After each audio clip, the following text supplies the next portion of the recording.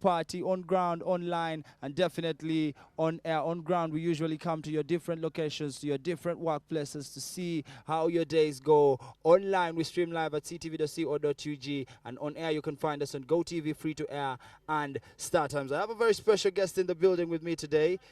How are you doing? I'm okay, I'm okay. How are you doing? I'm okay. A brief introduction. I'm Dennis Indani, the marketing manager for Champion Bet Uganda, Yeah. who happens to be Proud partner. proud sponsor Yeah. and partner with the Brunch Request Okay. at CTV. All right.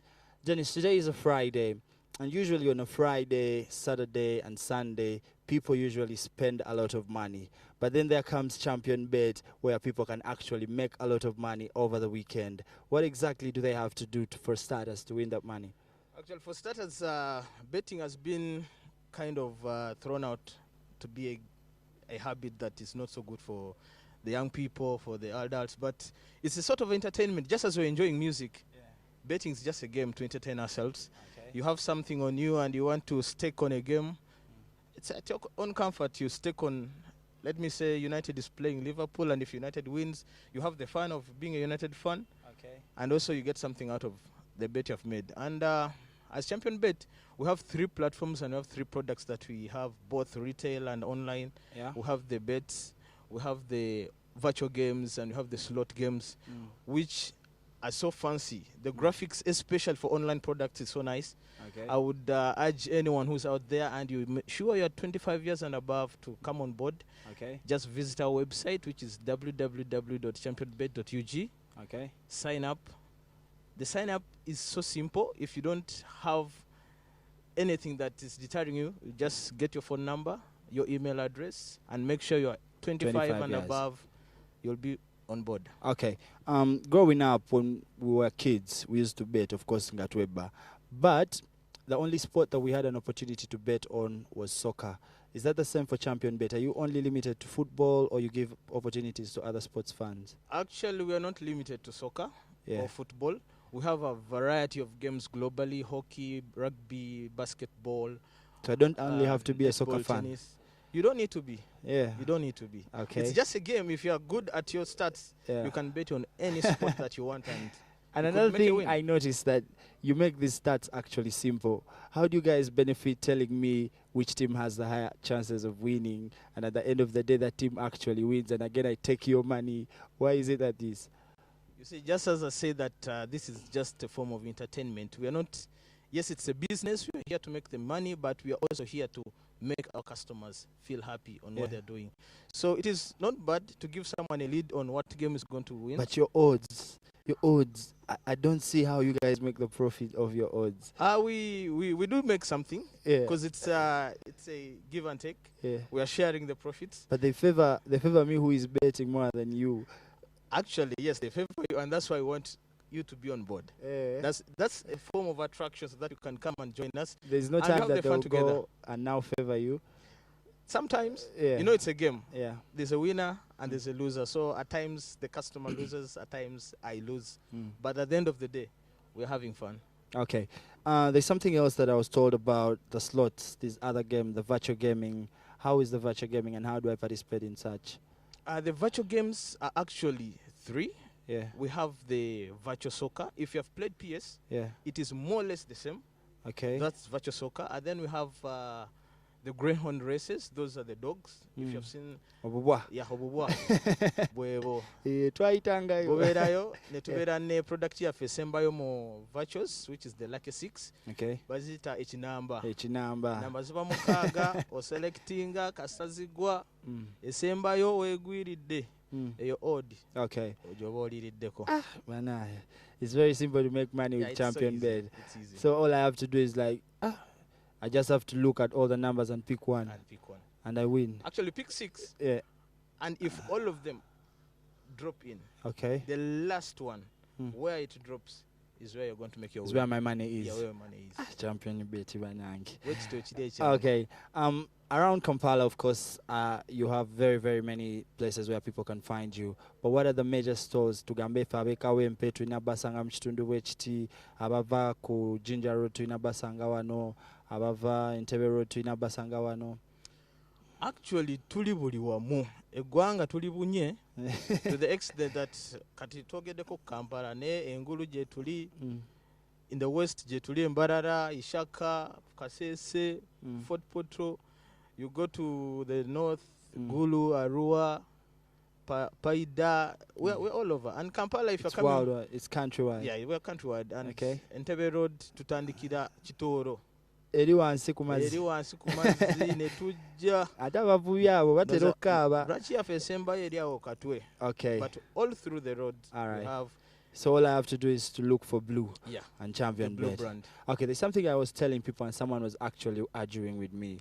Ngangamba teri asobola kuwa million 3 nti na account yange bwegendako million 3 mu cash police enoonya nga bambuuza gye nzijje. Police tesobola kunoonya kuba ssente oba oziwangulidde mu mateeka. Kati kankusese mu lockdown embeera yali mbi nnyo. Waliwo kasitoma omu yatukuba obukadde 255. 255. N'alowooza tetugenda zimwa n'okumutwalo. N'alowooza tagenda zifuna. Naye yajja bulambalamba ku ofiisi ne bamubalira akake n'agenda nako nga musanyufu. Man, nze mbalamu nga nfunye million 3 essaawa zino. Jesus Christ, what I cannot do. Kuba million 3. Kati oli oba million 2.5 gyali. His money kuba batugamba nti sente mumala nezibawa ate ne muzikima. Tetusobola kuzza kitali kyaffe. Kiba kike. Kasitoma wawangudde yasitekiza omutwalo gwe ne tugutwala. Nawangula 2 nga tuzimuwa. Like yasiba emipiira ng'emeka kuba abantu baagala sente ezo ez'obwereere essaawa zino. Actually yasiba emipiira gyali emipiira 32. No, yasiba emipiira 3. Yeah. Mulimu bu odd 1.5, waliwo straight wins over 2.5. Nekakwatayo. I'm here thinking about 250 million right now and how possible it is. All I have to do is to get 10,000 ngende ku champion bet ntekeyo. No staking. At the end of the weekend nga ku Monday nzija buzina police. Kisinzira nzija buzina bankuma abasirikale nga 2 kuona babbi. Kisinzira. Oyinza okuwanga n'abasirikale tobeesiga. Najja muntu okubeesiga. Okay. Lastly, besides the stores, I heard you also have options for someone who doesn't want to leave home. Njagala kubeera waka nga wendaba omupiira nga wano ku simu kiggwa. Kyekyo kibeera kitya? Yeah, tuyina online platform yaffe. Kiva nagambye mutandikwa wo signing up ku kasogena ku browser yaffe. No ku website no typing mu www.championbet.ug. No clicking ku mukono gwo ogwa ddyo. Waggulu awo waliwo akagambo akali register. Twetaaga just nickname yo, a username, a number y'essimu, email kisinziira oba ogiina osobola osaako oba togiina ng'ogireka n'emyaka gyo okukakasa nti osukka emyaka 25 egikkirizibwa under the gaming board okuzanya zaala. Womala tujja kuweereza password ogi on board. Ngene simu newe bagibba. I just retrieve all my information. Information here intact. Na account ye baweeri ninga mugonze ebintu bino bannaye. Wawangula sente zo nga tuzikuddiza through mobile money. Tulina mobile money platform odi depositingira no withdrawingira. Toyetaga kujja kudduuka. Buli kimu kimalira waka. Even though the match is going on. Even if the game is on. Kati wekuba mu first half bwe betting emu. Second half team ne bagikuba eyokubiri. I can change still. Kisinzira kasowanga wastekinze ku drawing emu mu first half. Ne kikwata. Game ebe wedde. Boyagala kweyongera ngo bettinga neera ku game yemu. Still mu budde bwe bumu. Mu budde bwe bumu. Olimba na. Nokawangula. Oli serious? I can bet twice and win twice. You can win twice. In the same match? In the same game. Does this apply to all the other games or soccer only? It applies usually the sports which you are betting live in play. For soccer, tennis, rugby, basketball, those games, if they're ongoing, you can bet at any time. Okay. Something else somebody had asked me is that Uganda has so many local sports. By now, UPL, there's boxing, and other, of course, local sports. Do we also have options to bet? Ninayo mwana wa Foweke, Kawempe, asambira mu KCCA, Mwesiga, KCCA gendazanya URA, Yagala Siva. Can I bet with Champion Bet? Actually, Ugandan sport tubadde tetunabagi-integratinga mu platform yaffe Yeah. ne mu budde obutali bwewala nnyo kijja. So we expect it. Yeah, you expect you gonna bano banabe waffe tubamanyi tubasubula nti Saidu mukwata ne muwa omutwalo ne mugamba golo keite wali nze mpangule sente tugabane. Ate awo tuba tetukikkirize kuba tuba tuyingiridde amateeka ga FUFA ne FIFA. Okay. Ffe kye tuliko omuzannyo okutambula nga gwina okutambula gwe kasogamba nti KCCA egenda kukuba Vipers ne kibaawo. Okay. Ngampangula sente. Zo. All right. Another thing about Ugandans, it's tuli bantu abaka social media. Fe bintu byaffe tubulira nnyo emirembe nga tuli ku Facebook, nga tuli ku Twitter, nga tuli ku Instagram, especially the youth that might be interested in gaming. Waliwo option y'okubafuna kugambe nti I don't have the ability to go to the website and look at the odds. Nenga odds zino njagala nzisange ku Facebook yange zijje buzi straight.